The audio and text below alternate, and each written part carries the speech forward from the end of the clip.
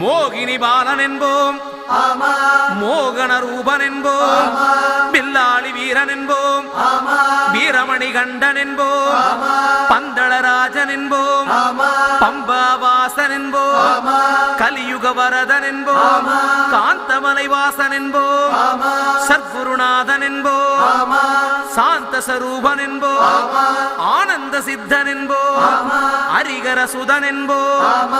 ஈசனுக்கு மகனாம், ஈடில்லா தெய்வமாம், குழந்தையாய் இருப்பானாம், பக்தர் குறையை எல்லாம் தீர்ப்பானாம், ஏழைக்கு அருள்பவனாம், நம்ம குல சுவாமியாம். அப்படிப்பட்ட சுவாமி ரொம்ப சிறுசையா, ஆனா சக்தி ரொம்ப